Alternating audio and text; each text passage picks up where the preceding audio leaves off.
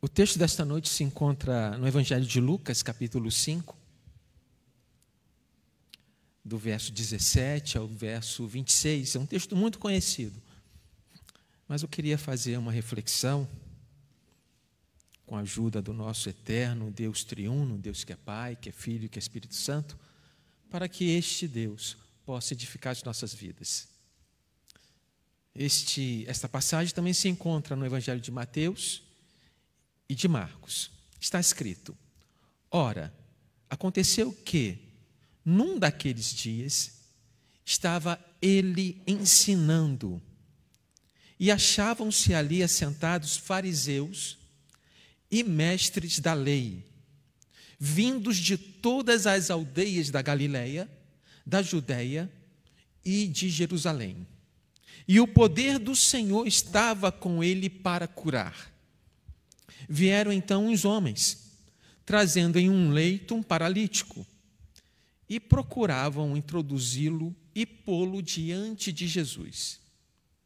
E não achando por onde introduzi-lo, por causa da multidão, subindo ao eirado, o desceram no leito, por entre os ladrilhos, para o meio, diante de Jesus.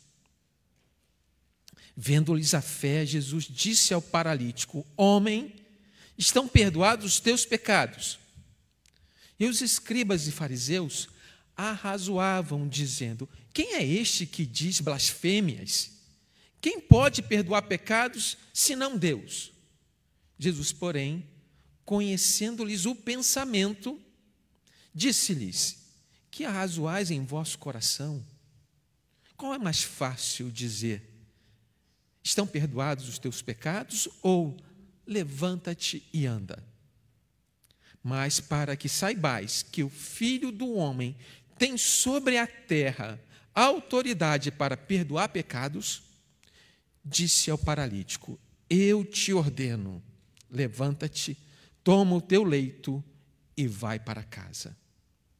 Imediatamente se levantou diante deles e, tomando o leito em que permanecera deitado, voltou para casa, glorificando a Deus.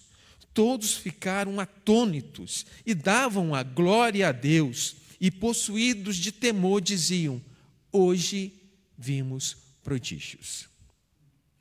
Queridos, quero fazer um contexto aqui para a gente entender, porque essa multidão estava lá, nesta casa onde Jesus estava ensinando fariseus e doutores da lei. Estava falando com os teólogos da época. Este trecho nos revela não apenas a compaixão de Jesus com aquele paralítico, mas também a sua autoridade para perdoar pecados e curar enfermos. Se eu fosse colocar um título nessa mensagem, eu colocaria justamente esse: teus pecados estão perdoados. Vamos destacar então a importância do perdão, a importância da fé e a autoridade que Jesus Cristo tem. Vamos lembrar que Jesus foi para a Galileia após a tentação no deserto, onde ele ficou 40 dias sem comer. E depois ele foi ensinar e foi glorificado por todos por causa do seu ensino.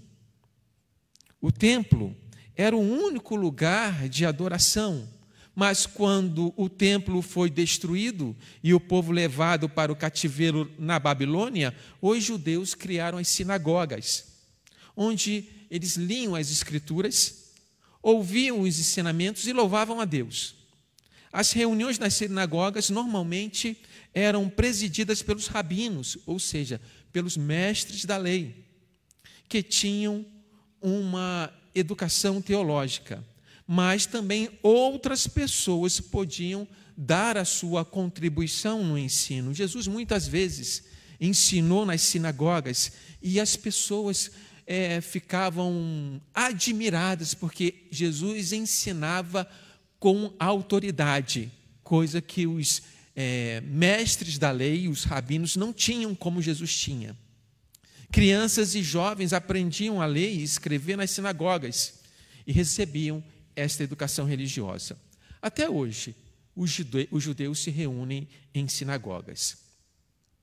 E na sinagoga de Nazaré, Jesus leu o texto de Isaías 61, verso 1 e 2. Eu vou fazer a leitura. O Espírito do Senhor, Deus, está sobre mim, porque o Senhor me ungiu para pregar as boas novas aos quebrantados, enviou-me para curar os quebrantados de coração, proclamar a libertação aos cativos e pôr em liberdade os algemados, apregoar o ano aceitável do Senhor e o dia da vingança do Senhor e consolar todos os que choram. Nesse dia se cumpriu essas escrituras. Em Cafarnaum, a cidade que Jesus adotou, ele ensinava também na sinagoga nos sábados. E os judeus ficavam maravilhados com a sua doutrina, porque, como eu já tinha falado, ele ensinava, ele falava com autoridade. Lá Jesus expulsou uma pessoa possessa de espírito imundo e todos admiravam-se e comentavam: que palavra é esta? Pois com que autoridade e poder ordena aos espíritos imundos e eles saem? E a sua fama percorria por todos os lugares. Em Cafarnaum, Jesus curou a sogra de Pedro, que estava com febre, e todos os enfermos e endemoniados que levaram até ele. Ele curou todos. Ensinou na sinagoga da Judéia e no lago de Genezaré possibilitou a pesca maravilhosa. Lá ele chamou Pedro, Tiago e João para serem pescadores de homens. Em uma das cidades, curou um leproso e sua fama aumentava cada vez mais e multidões seguiam a Jesus. Porém, ele se retirava para lugares solitários e orava. A passagem que nós lemos em Lucas acontece na cidade de Cafarnaum, na Galileia. E como era de costume, aonde Jesus estava, uma multidão ia. E quando ele estava nessa casa ensinando os fariseus e os doutores da lei, uma multidão cercou a casa. Não havia nenhuma possibilidade de alguém entrar, porque a porta estava tomada de pessoas. E no versículo 17, eu vou ler novamente. Ora, aconteceu que num daqueles dias estava ele ensinando. E achavam ali assentados os fariseus e mestres da lei, vindo de todas as aldeias da Judéia e de Jerusalém. Galileia, Judéia e Jerusalém. E o poder do Senhor estava com ele para curar. Então, observem que essas pessoas que achavam que entendiam a lei, achavam que conheciam a Deus, foi sentar-se com Jesus para aprender, para escutar, para ouvir o nosso mestre. E o texto começa com o verbo que se fez carne, ou seja, Jesus Cristo, ensinando a esses homens, vindo de todas as partes, porque a fama de Jesus tinha alcançado todas as regiões. E neste cenário podemos perceber a grande necessidade, não só daqueles homens, mas da humanidade de ouvir a palavra de Cristo. Pois é por meio dela que encontramos a verdadeira cura espiritual. Se formos pensar,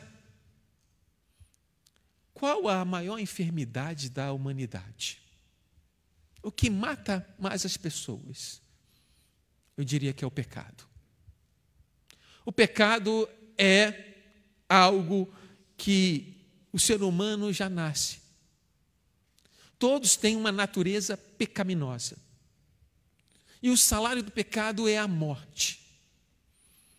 Por isso, Jesus veio a este mundo com a missão de salvar aquele que tem o coração quebrantado, aqueles que choram, aqueles que são sensíveis à palavra do Senhor pela ação da graça e da misericórdia de Deus, e este Deus é quem concede a fé.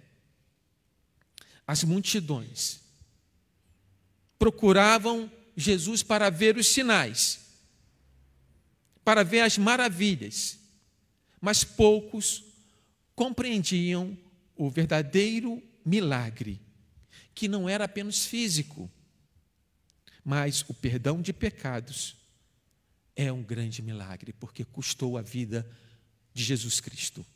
Jesus, sabendo das necessidades de todos, ele realizou a obra completa, curava a enfermidade e perdoava pecados. E justamente é isso que nós vamos ver aqui na sequência. E tudo isso traz uma grande responsabilidade para mim e para vocês.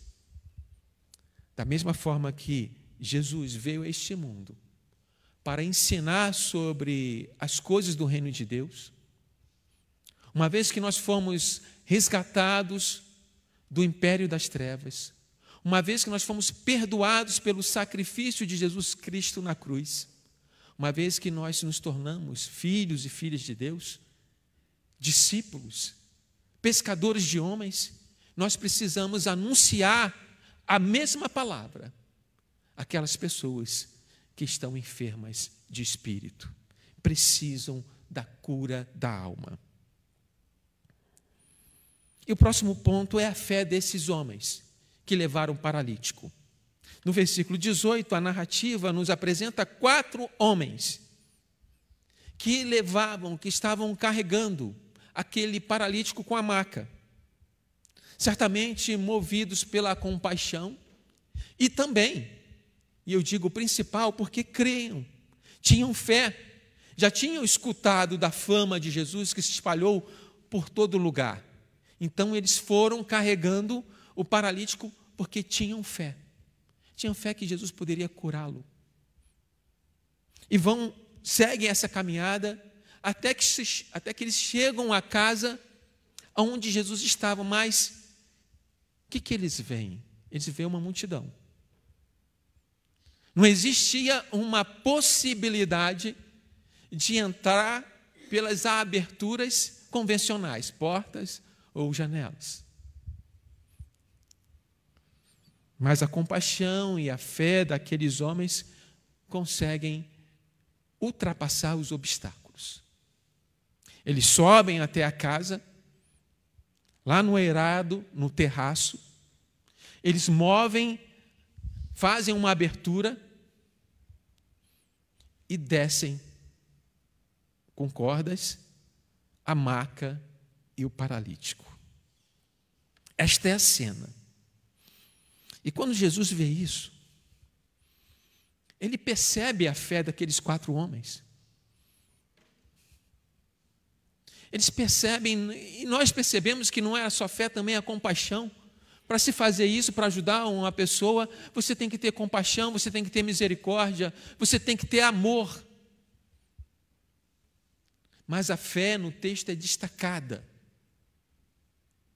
Vendo-lhes a fé, Jesus disse ao paralítico: homem, os teus pecados estão perdoados. Então Jesus vai no foco, no mais importante. Muitas vezes a gente foca num lugar errado, né? O que é mais importante? Se você não conhecesse Jesus, talvez você dissesse: não, o mais importante é eu ser curado. Não é isso? Quem está enfermo quer uma cura. Há uma necessidade física de cura. E como é bom ser curado, né? Como é bom ser curado por nosso Senhor e Salvador Jesus Cristo, de alguma enfermidade que nos acomete. Mas Jesus vai no ponto principal. Antes de curar, ele estava ensinando e toca num ponto sensível para os teólogos da época. Quando ele diz isso, o pensamento dos teólogos da época, dos doutores da lei e dos fariseus, é apenas um. Ele está falando blasfêmia. Ele está blasfemando, porque só Deus pode perdoar pecados. Eles conheciam a lei. Eles estudavam a lei. E não só a lei, as profecias também. Eles sabiam as escritas. Mas não conseguiam ver o verbo vivo, a palavra viva que estava na frente deles. Não conseguiam ver o que a lei apontava, nem os profetas apontavam, para o próprio Cristo. Como está escrito, a letra mata, mas o Espírito vivifica. Jesus é este verbo de Deus que nos dá vida. E é por isso que Jesus começa manifestando o seu poder, a sua autoridade àqueles homens com uma forma de ensino. Vou te dar mais uma lição. Está vendo esse homem, a fé desses homens? Eu vou dizer, os teus pecados estão perdoados, porque Jesus tem esta autoridade. Mas como assim? Como assim Jesus tem essa autoridade? Quando ele falou isso, ele ainda não havia morrido na cruz. Mas, se você conhece as Escrituras, desde a fundação do mundo, o Cordeiro está morto. Todos aqueles que viveram antes da morte de Jesus olhavam adiante, aguardando o Messias, o ungido, o prometido, que era o Cordeiro de Deus que tira o pecado do mundo. E nós olhamos há 2000 anos atrás para a mesma pessoa, que era e que é e que há de vir. Anunciamos a sua morte e também o seu retorno glorioso. E Jesus, sabendo da necessidade e agindo também com compaixão com aquele paralítico, ele disse: teus pecados estão perdoados. Ele curou o corpo e salvou a alma. E é justamente isso que veremos na sequência. A fé dos amigos, o esforço daqueles homens ressaltou uma fé que é colocada em ação. A fé sempre nos impulsiona. A fé tem dois lados, vamos dizer assim. Ela pode ser passiva, quando você confia, quando você espera no Senhor, mas pode ser ativa, quando você sai a campo, quando você evangeliza, quando você vai até Jesus, através da oração, como aqueles amigos carregaram aquele homem paralítico, nós podemos carregar outras pessoas necessitadas em oração. Como é bom quando tem alguém orando por você, não é isso? Não é bom você saber que tem alguém orando, intercedendo por você? Geralmente os pais fazem isso para os filhos. Geralmente a igreja ora pelo pastor e o pastor ora por vocês.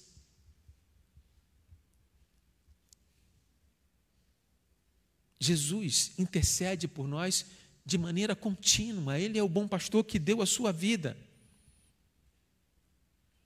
E a fé ativa nos leva a dar passos, a caminhar, a peregrinar em confiança aqui neste mundo, persistindo, vencendo obstáculos, confiando sempre no Senhor. A fé de Jesus, a fé que Jesus observa não é apenas uma crença vaga, mas uma fé ativa que se manifesta em ações. E foi isso que Jesus Cristo viu naqueles 4 homens. Não é uma fé intelectual. Vamos dizer assim, na verdade, fé intelectual não existe, mas é só uma maneira didática de dizer. Porque aqueles doutores da lei tinham fé, mas muitos não estavam salvos. Nicodemos foi procurar Jesus no meio da noite, era um doutor da lei. Jesus disse: é necessário nascer de novo, e ele não entendeu nada. Era um doutor da lei e não entendeu.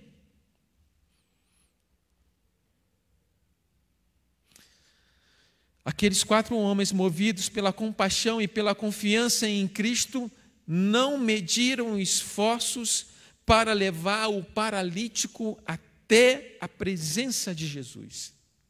É uma fé persistente, é uma fé ousada. E é um exemplo para nós, que nos revela que, quando temos fé, buscamos incessantemente a Cristo, independente dos obstáculos. Quais são os obstáculos que você tem enfrentado na sua vida?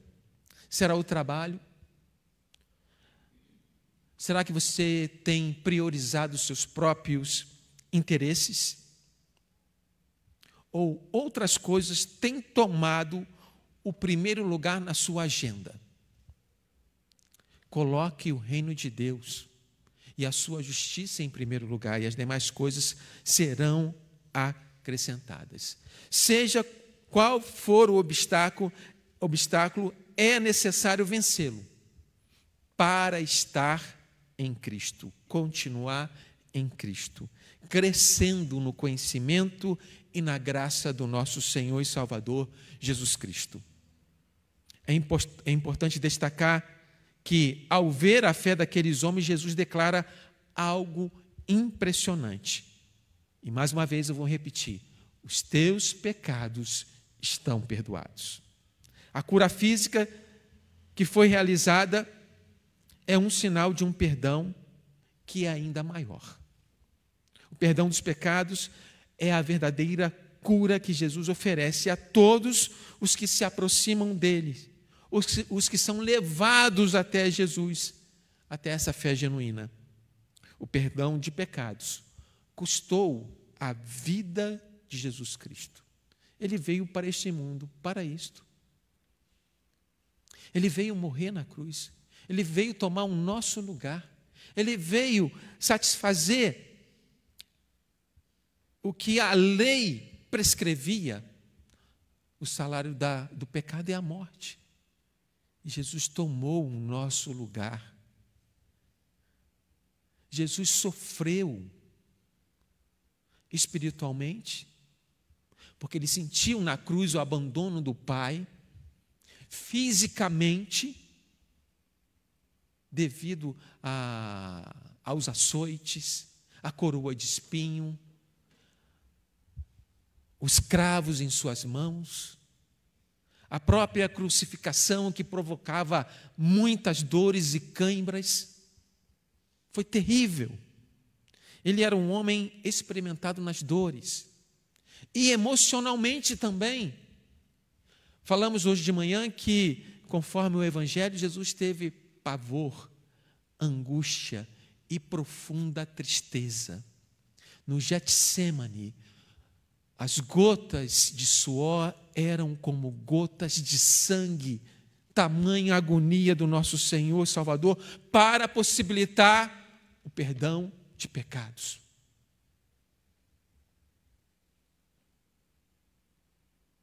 Por isso, o perdão de pecados, no sacrifício de Jesus Cristo, mediante a fé, é uma graça maravilhosa de Deus.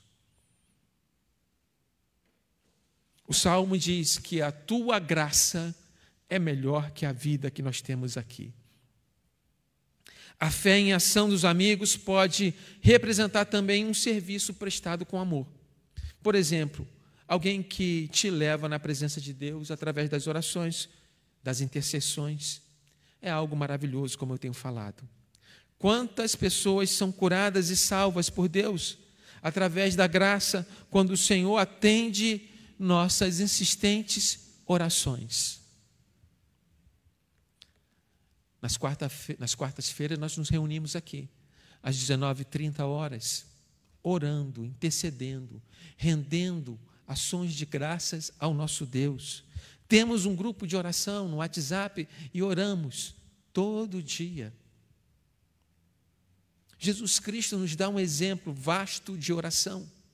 E a igreja, você, eu, nós precisamos crescer na prática de oração. Você só precisa olhar o exemplo de Jesus.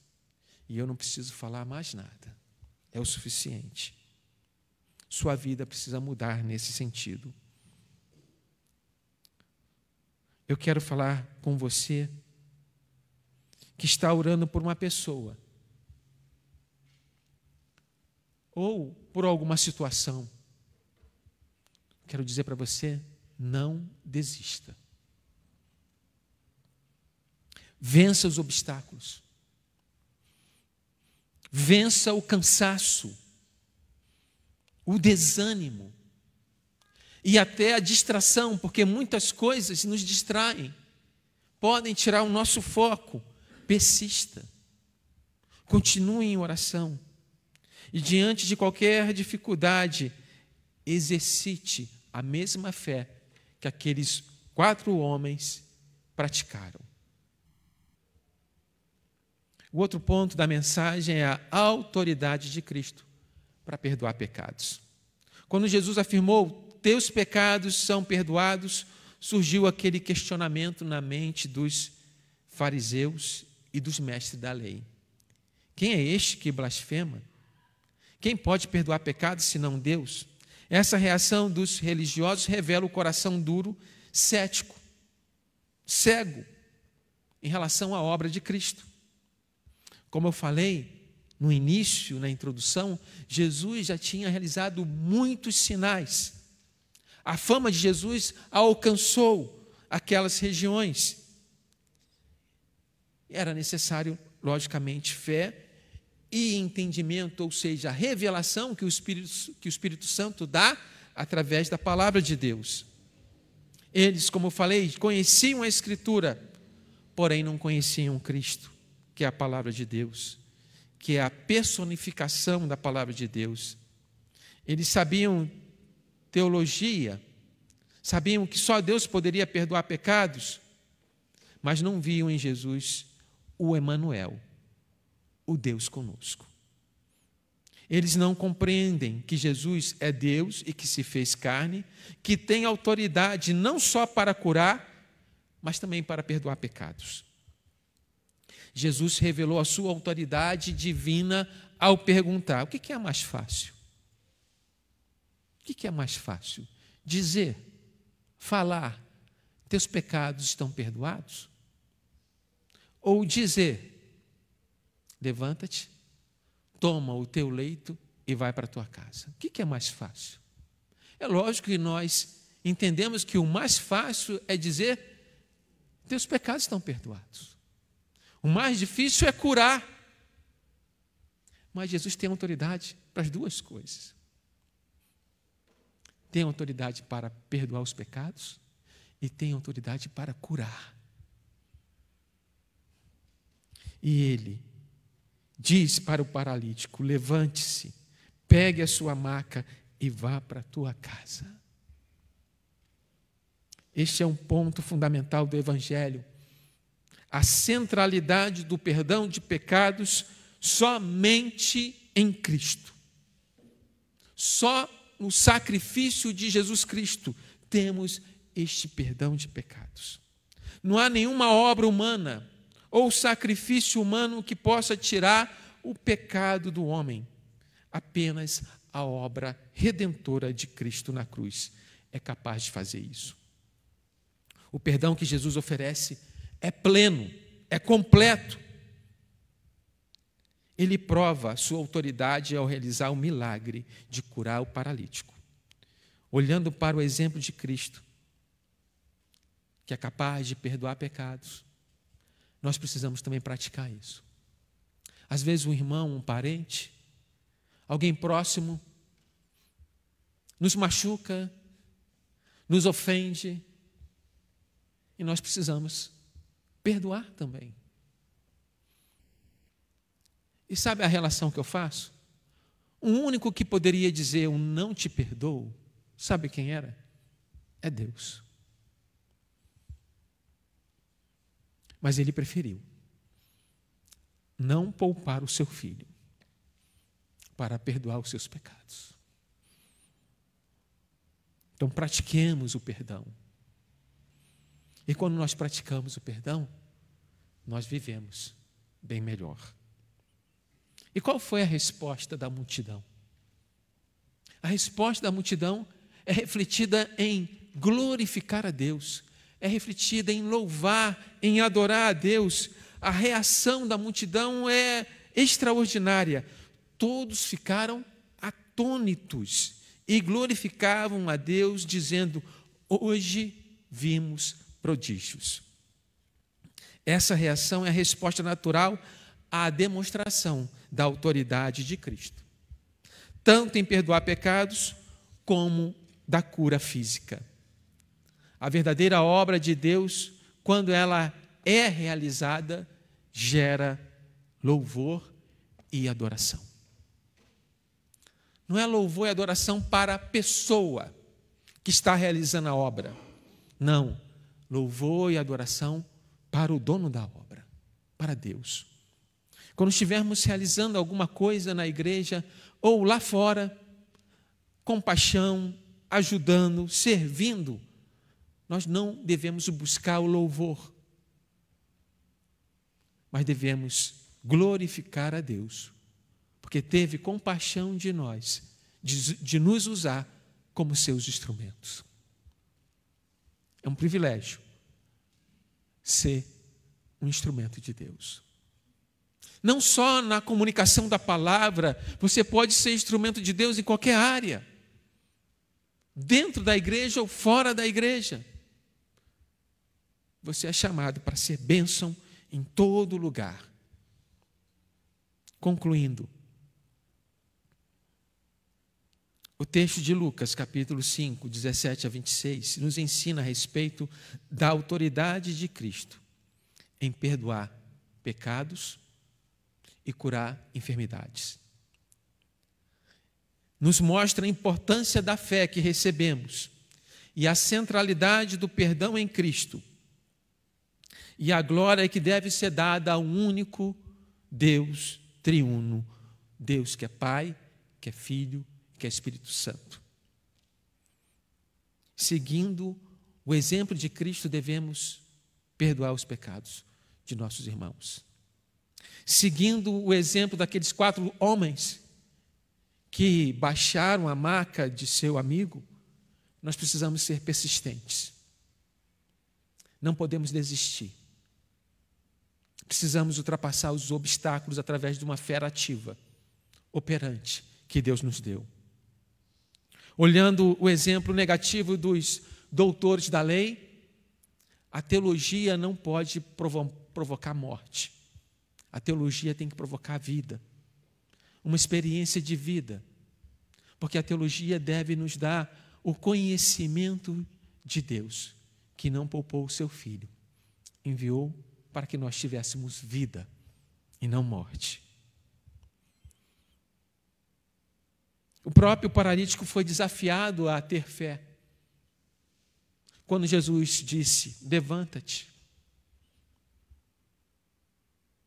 Não tinha ninguém auxiliando o paralítico, apesar de ter muitas pessoas ali. A ordem foi direcionada pessoalmente para ele. Assim como para você nesta noite, você tem que ter fé. Você tem que acreditar em Deus. Você precisa acreditar em Jesus Cristo e no Espírito Santo, que é o nosso ajudador. Você não está sozinho. Que nós possamos agir então como os amigos do paralítico, buscar a Cristo com perseverança, com fé, ao sermos tocados por Ele, experimentando a cura completa. Não só a cura física, mas principalmente o perdão de pecados, através da obra redentora de Cristo na cruz, que é a maior necessidade da nossa alma. Você foi chamada para ser um instrumento de fé para levar as pessoas até Cristo. Anuncie a palavra, viva a palavra, Viva de modo que glorifique a Deus com seus pensamentos e com suas ações. Que o Senhor nos conceda esta fé verdadeira e que, ao vermos a obra de Cristo em nossa vida, possamos glorificar este Deus, como aquela multidão fez. Amém?